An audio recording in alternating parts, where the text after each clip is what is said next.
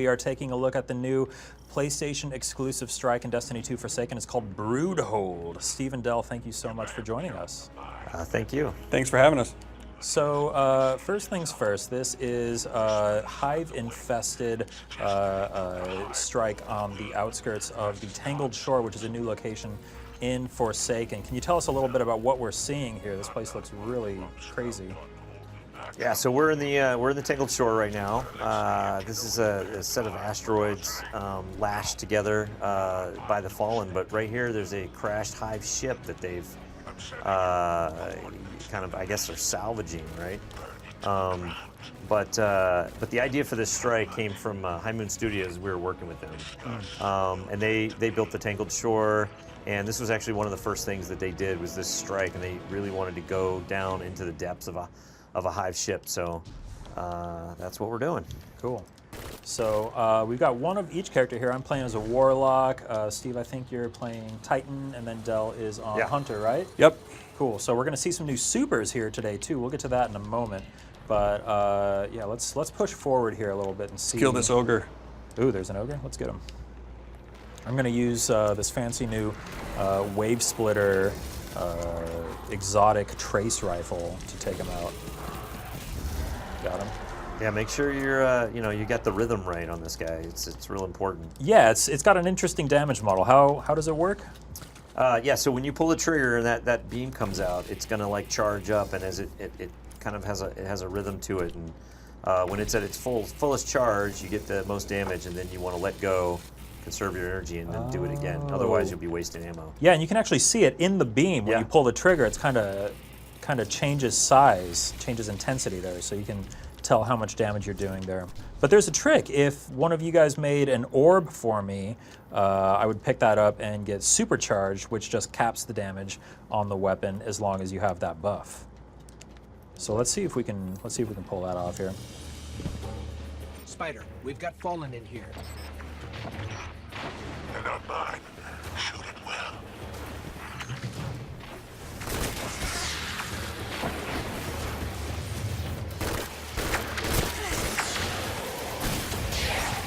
I forget which pulse rifle I equipped, but it feels real good.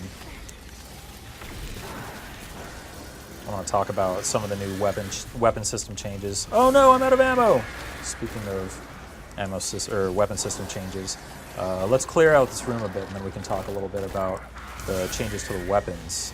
I've got the Hazard of Cast auto rifle. It actually I really like the feel of this thing. It feels like an old World War II gun. What kind of ammo does that use? This uses a white ammo. Okay, cool.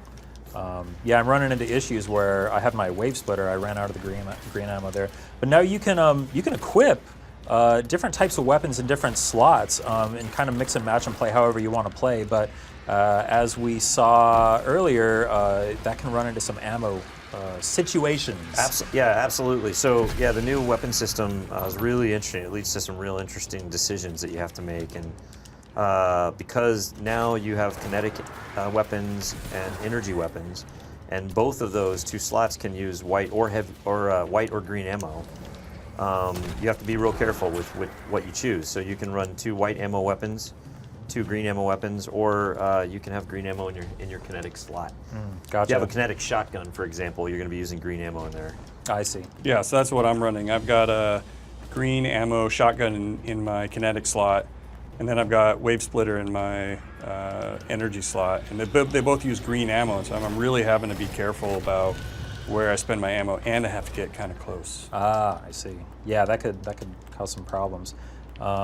Worth noting that the weapon system changes we're talking about here, that will be available for all Destiny 2 players. You don't need to pick up Forsaken to take advantage of that. But if you want to... come the thrall. Here they come. We've woken the hive. If you want to check out some of the new supers, which we'll also see in a minute here, that is for Forsaken, right? Yeah, the new supers are just for Forsaken owners. Gotcha. Speaking of which, let's try this one here. Oh, yeah. Ooh, what did I just do? Got the rhythm down for that guy. That was great. Okay, I think that might not have been a great time to use that super. You've done Well of Radiance, yeah. Yes, you did the Well of Radiance. It's all right. That was a good time. Yeah. He wasn't quite the biggest hang boss. out. It wasn't the best spot. Can you tell me how it works since we're standing here in it anyway? Yeah, so the Warlock is going to like throw down his sword and slam it into the ground, and then in this aura, we're not only are we being healed, but we actually are more powerful. Oh, cool. So it's like a a team dual buff, yeah. healing and empowering rift that's also huge and lasts a super long time. Yeah, with several of the new supers, we wanted them to be support focused in a way that really changed the way that you could use them and play. Gotcha. So you're using one of the ones that is designed more for team mechanics. Yeah, that seems like it would be really useful during boss fights specifically. Absolutely, it's one of the best. Are there any like really cool like support perk combos that you guys have found during playtesting that you're excited for players to see? That one's good. When we used with other supers that you can deliver damage from afar.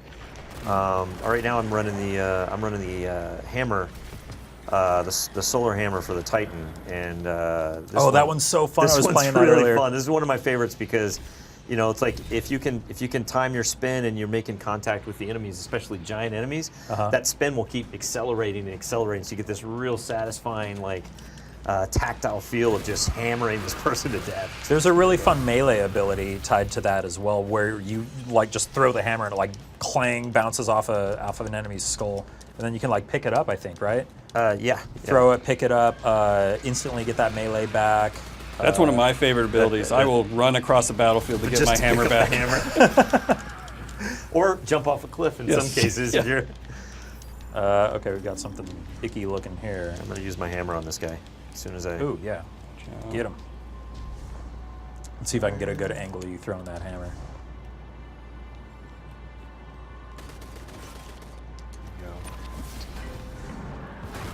Boom, look at him go!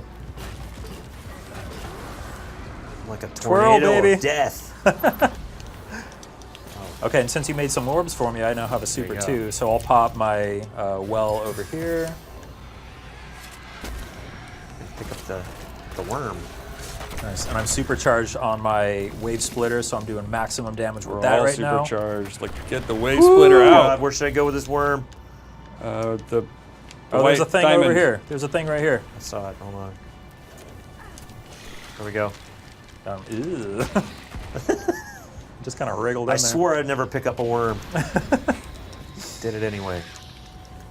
What is it with you guys on worms? Well, the hive. I don't know. When Yeah. did We like the hive, and they come with worms. So Well, there you go. They weren't wormy enough in the first Destiny. So. It's okay. I'm gonna try and kill some guys up here because they're causing us problems. Got a grenade launcher that I have been neglecting here. it's hard when wave splitters powerful. Oh, I got the worm. That is a giant worm. Holy cow! God, look at him. He's so Look at you carrying helpless. that worm. Oh, cute little buddy. Just want to keep him. Maybe not. Not just Go any away. worm. A worm that's on fire. I wonder if they're still mad about me killing Zol. Oh, we got poppers coming out. Watch out. Is that just me, or do you guys call them poppers too, the Cursed Thrall? Do you have fun names No, for I some of the usually- recurring enemies? Man, I don't know. That one I just call exploding thrall, but How about popper? Or Poppers sorry, is good. I how like about poppers. boomers for the Hive Knights?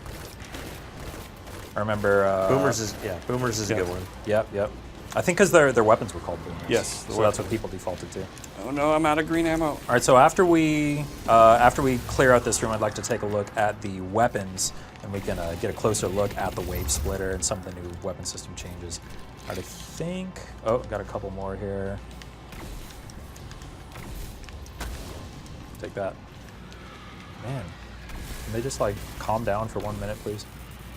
I want to open my menu. Come on, guys. All right, one more worm to deposit in this worm nest thing. Okay, we can do it. It's all yours, Del. Uh-oh. All right. Okay, we're good, I think. Oh, no, got another thing to kill. All right, I'm going to pop my super over here. All right, we've got a well up.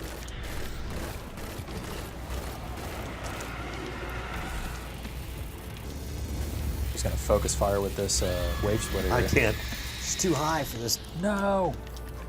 Yeah, Just found my Titan hammers weakness. tend to have height issues there. Yep, that was a height issue, all right. Okay, before we drop down, let's take a look, or you could just go. Yeah. So let's take a look at some of the weapon system changes here, because you guys have basically rebuilt this entire thing. Who wants to drive here? I'd like to get an explanation. Yeah, why don't you drive this time? Well, I'll drive. All right. So, we talked about the weapon system earlier, about the different ammos and the different slots, right? With the kinetic and the energy, and then the power weapons. So here I'm running a white ammo kinetic, but I could be running 2 greens. I'm running 2 greens. Yeah, you're running 2 greens. All And right. I got to watch my ammo pretty closely and know where I'm going to spend it. I think a pretty popular tactic is going to be to run a white and a green in some form, but 2 whites is actually, honestly, pretty useful as well. But then you might have trouble with enemy shields, right? Yep, you'll have trouble with shields, and then with 2 greens, you're going to have trouble with ammo. So you really have to make those decisions. And I think what it also means is that you're not always relying on your sniper or your shotgun to give you that shield busting potential. Now you got to figure out the right combination. Gotcha. Are you guys looking at any perks that might make the green ammo more plentiful to kind of make up for that, or? There are some perks on armor that will affect kind of like that will make you will improve your ability to play the way that you want to play, whatever way that is. So ammo conservation, or some other things that are going to be on armor that are going to help with encouraging a certain play style. Gotcha. But if we go into these weapons real quick, let's see here. I'll go to wrong side of right. There's also a right side of wrong as well. Of course. And you can see in here I'll the take a look at mods. that The one. mods look different. Dell actually can. I know he's got these mods. Yeah, so all the year 1 mods will be deprecated when you log in to Forsaken for Well, I've everyone. been stockpiling those things, so I'll have a lot of whatever that's going to turn into. You're going to spend a couple minutes dismantling, but you can dismantle them all from mod components, and then Gunsmith will sell year 2 mods that you can start slotting in. But we want to make these more rare, more of a customization decision, but also have more impact. And so you can see here some of the mods like increased magazine size, or does extra damage to rank and file enemies, or does extra damage to powerful ones, or does extra damage to bosses, reduce recoil. Counterbalance, that's good. Yeah, so some of them and they really play against the random roll nature. And so we put random rolls back to all the weapons. And so you really want to look and see what the perks are you have on the gun, and then make a decision like, do I want to put the mod that I have in there now, or do I want to try and go for a better random roll, like a god roll? So you've got the random rolls, but you can still kind of influence the shape of the weapon with the custom mod system. Yeah, and then Awesome. and then there's Masterworks. The way the Masterworks working is that you can upgrade your Masterwork up to 10 level, and every time at certain key points along the way, upgrading it will. And if you're looking at mine right here, it's like out of 4 stability, I can go up to 5, and it's going to improve my stats a little bit. So if I use currency to do that, I'll go up to 5. But some of them are like thresholds, so you can see my level of perks right here. But if I go up to 6, the amount of perks that I have on the gun now just went up. You get the kill trackers. So now I have the kill tracker. Oh, and you no longer have to re-roll the Masterwork to switch between Crucible and... I see. Right, and then you can of course you can upgrade these all the way up to 10. I think you have a 10 Masterwork. And then you get the orb generation at 10. And we're doing it really quick here. It's going to take a little bit longer to get all those Masterwork cores. Yeah, I've been stockpiling Masterwork cores for months, and I've got like 50. My entire supply of Masterwork cores we just went through. That's Boom. There we go. So now we've got a nice. Masterworked item. Cool. And that's fully statted up. And then you get that stability bonus, because if you were watching while he was masterworking that, you could see the perks or the stats kind of going up a little bit at a time. But when you finish it out, you get that big stability bump. Yep. Nice. So now I get to ride this guy. I'm going to put on a counterbalance mod on this pulse rifle, because that sounds like a good combination. And then we can get back to it. I want to talk a little bit more about the wave splitter too, which is super rad. Where did the idea for this weapon come from? It looks so cool, and I love the concept of it.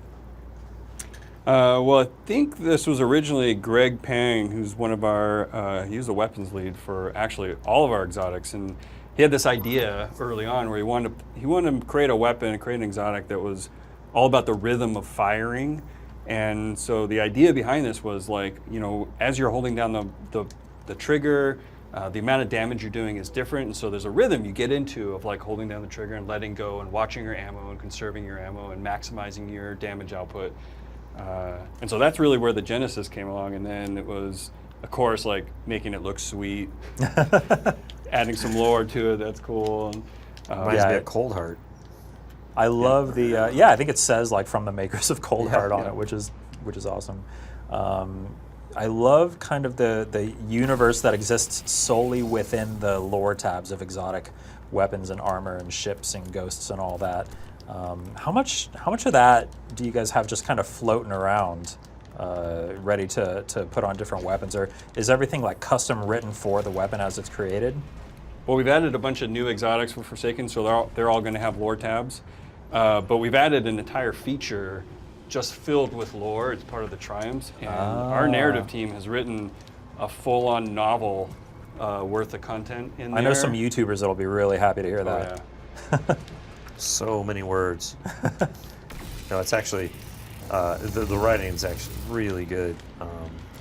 And I mean, not just the writing in there. Like, we still play Forsaken, and we're like, "It's a good story. Yeah, like, I like it. Go get this Uldren guy, like Avenge Cade." Oh, I'm so excited. Because there's always been that really cool, like, dark undercurrent of Destiny with all the lore stuff going on.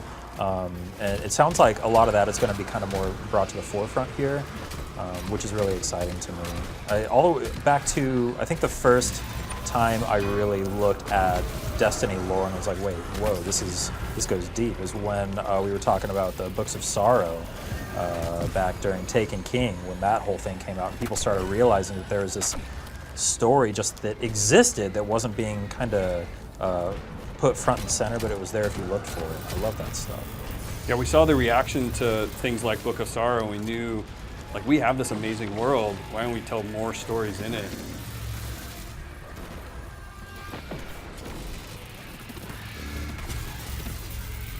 Well, you've always got those in your back pocket for new Destiny stories whenever the time comes, too. There's a wealth of just things happening in this universe that aren't necessarily immediately apparent.